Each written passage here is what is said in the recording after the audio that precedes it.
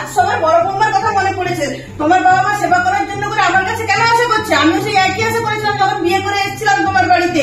তখন তোমার বাবা বুক ফুলিয়ে বলেছিলেন আমার একটাই ছেলে বিট্টু, ওর নাম বিশ্বনাথ গাঙ্গুলি। এখন বিশ্বনাথ গাঙ্গুলি কোথায় গেছে? আসতে পারে না, সেবা করতে পারে না, এখন সারা বাড়ির লোক বড় বৌমাকে খোঁজ পড়েছে না? আমি পারবো না ওসব করতে। টাকার বেলায় বাই বাই, আর সেবা করার হলে হ্যালো হাই হাই। দিদি এত বড় কথা বলে কি করে? এত বছর তো বাবা মা আমাদের সাথেই ছিল, এমন তো নয় যে বাবা মা ওদের ঘরে পড়েছিল। আর এত বছর দিদির অসুবিধা ছিল, দেখতে পারতো না, পিঙ্কিকে নিয়ে তার হাজবেন্ডকে নিয়ে ব্যস্ত ছিল, আমরা দেখেছি। তার সমস্ত বিপদ আপত্তি সবসময় আমরা তার পাশে দেখেছি। এখন যেই বাবা মাকে দেখতে বলা হয়েছে অমনি দাদার কানে বিষ ঢালতে শুরু করে দিয়েছি। কেন, বাবা মাটা কি আমাদের একার? ওদের কেউ হয় না? আমাকে জ্ঞান দিবে রিলেশনের? যবে থেকে আমি বিয়ে করে এসেছি এ ঘরটাকে আমি মন্দির করে রেখেছি। আমি যবে থেকে বিয়ে করে এসেছিলাম দৃঢ় প্রতিজ্ঞা নিয়েছিলাম, হে ক্ষমা করো ভগবান, সবার আগে আমি নাম নেবো বাবা মা। ও কিনা আমাকে এইসব কথা বলে। আর যবে থেকে নিজের লোকরা শত্রুর মতন ব্যবহার করা শুরু করেছে তবে থেকেই আমি বুঝেছি এ সংসারটা আমার নয়। লাইফ কি শুধু দিদির নাকি? আমার কোনো লাইফ নেই? বিয়ের আগে কত আশা করেছিলাম, বিয়ের পরে এটা করব, বিয়ের পরে ওটা করব। আর দিদি তখন দিদিও তো বলতো আমরা দুই বোন হয়ে থাকবো। তখন তো আর বুঝতে পারিনি যে দুই বোন না, সৎ বোন হয়ে থাকার কথা বলেছিল।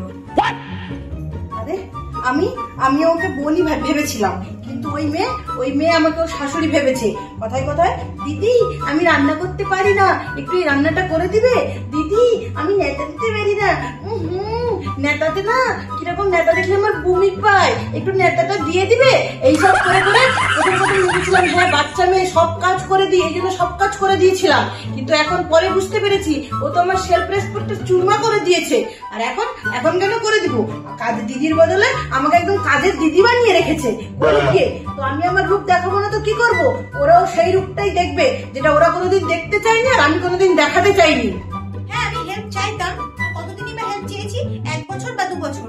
আমি আগে তখন পারতাম না তাই হেল্প চাইতাম। তো আমি যতদিন আসিনি ততদিন কি ও কিছু করেনি? ততদিন তো বেশ করতো। তখন আসলে জানতো বাবা মার কাছে ভালো হতে হবে, তাই না?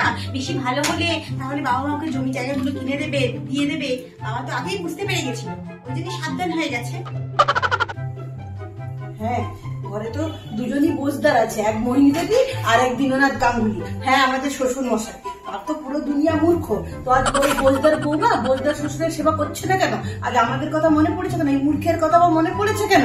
মূর্খ, এই মূর্খ যাকে বলছে না তাকে বলে দিই, এই মূর্খ হোম সায়েন্সের master with chemistry from Calcutta university.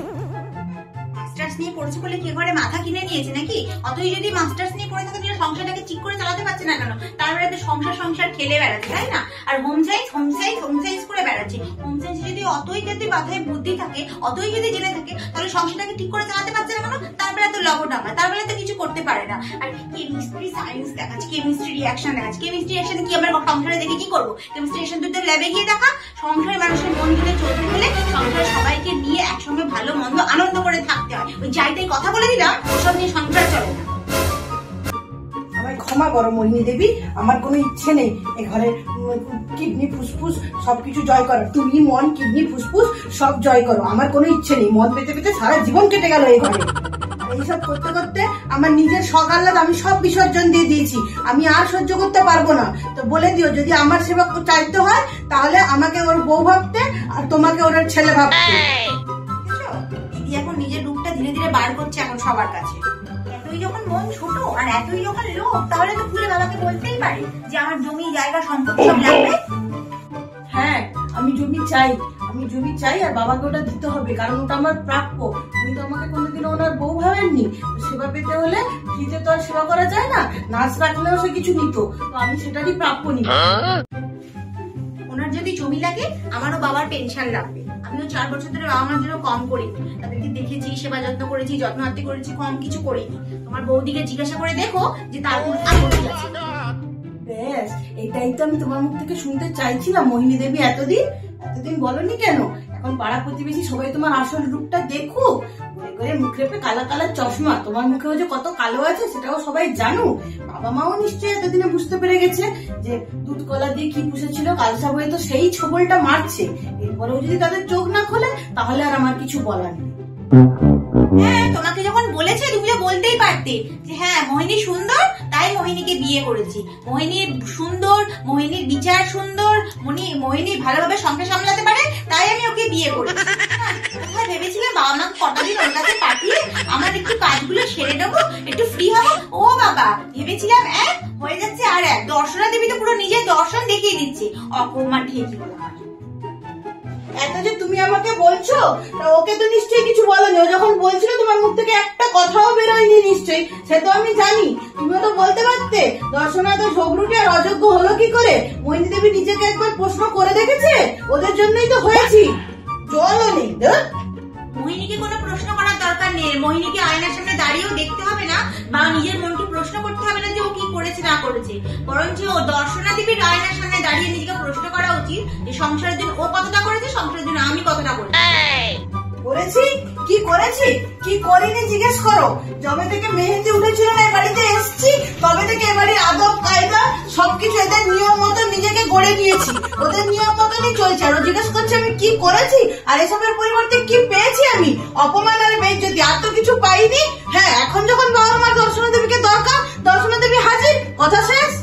O my god! বলো, তোমার বৌদিকে বলে দাও আর যেন বেশি কথা না বলে। এত অসভ্যতামি করার পর আর এত সবার কানে বিল ঝালার পর আমার দরকার নেই তাকে সবার সামনে সাধু হয়ে সেজে থাকার। আমার তাকে দরকার নেই বাবা মার কাছে তাকে কাছে রেখে দিয়ে আসার। আমি বাবা মাকে দেখতে পারবো। আমার ভুল হচ্ছে তাকে বলার যে তুমি বাবাকে দেখতে পারবে কি পারবে না। আমার জিজ্ঞাসা করাটাই ভুল হচ্ছে। আমি বাবাকে দেখে নেবো, তুমি দেখার দরকার নেই। হ্যাঁ, আমি তো সাপ আর ওরা তো সব নেউল। তো নেউলের বংশ রাখছে না, বাবা মাকে সেবা করছে না। সাপ নেউল একসাথে এক ঘরে থাকতে পারে না, জানে না? এখন কেন সাপের দরকার পড়েছে? বাত তো সহি। এই শোনো, একদম আমার সামনে বসে বসে ওর গুণ গাইতে আসবে না। বেশি কথা বলো না তো। তুমি ওকে গিয়ে বলে দিও, তোমার সাধের বৌদিকে গিয়ে, বুঝেছো, গিয়ে বলে দিও যে আমার ভুল হয়ে গেছে, ওর থেকে আমার আশা করার। ওর বর ওর মেয়ে সবাইকে নিয়ে সুখে থাকুক, আমি আমার পরিবার নিয়ে সুখে থাকবো। সামনে গুণ গাইতে এসেছি। হ্যাঁ, কিরকম দেখছে সে আমি সব জানি। বাবার স্বাস্থ্যটা কিরকম ছিল আর এখন কিরকম হয়েছে। আমাদের কাছে যখন ছিলেন কত সুন্দর ছিলেন, আর এখন বাবা এমন সেবা, ঘরের এক কোণে সরু কাঠির মতন হয়ে পড়ে থাকেন। আমি ওনাদের শত্রু না, আমি ওনাদেরকে খুব ভালোবাসি। শুধু ওনাদের ওই ভালোবাসার পরিবর্তে শুধু একটু সম্মান চাই। ওইটুকু সম্মান যদি দেয় তাহলে আমি এখনো ওনাদের জন্য জীবন দিয়ে দিতে পারি। ওইটাই তো ফুল ধারণী নিয়ে বসে আছে যে বাবা মা ওদেরকে এখন আর ভালোবাসে না, বাবা মা ওদেরকে আর এখন দেখে না। বাবা মার সঙ্গে থাকুক, তবে তো বুঝবে বাবা মা ওকে ভালোবাসে কি বাসে না। বাবা মা আগেও যেমন ওদেরকে ভালোবাসতো, এখনো যেমন ওদেরকে ভালোবাসে। হ্যাঁ, কে কত খোঁজ নেয় আমার জানা আছে। ছেড়ে দাও, অনেক রাত হয়েছে। হ্যাঁ, বাবা মাকে বলে দিও বাবা মা যখন এখানে আসার ইচ্ছে আছে তখন অবশ্যই আসবেন। আমার আর ঝগড়া ঝাঁটি অশান্তি একদমই ভালো লাগছে না। আর হ্যাঁ, মন্দিরকেও বলে দিও, ও তো আমার শত্রু নয়। আমি আগে ওকে বোন ভাবতাম, এখনো ওকে বোন ভাবি। ওর ব্যাংকের এক্সাম দিতে যা, ব্যাংকের এক্সাম শেষ হলে চিংকি মিংকিকে নিয়ে যেন আসে। আমিও তো কতদিন বাচ্চা দুটোকে দেখিনি, নিজের হাতে করে বড় করেছি, খাইয়েছি, নিয়ে আসতে বলবে।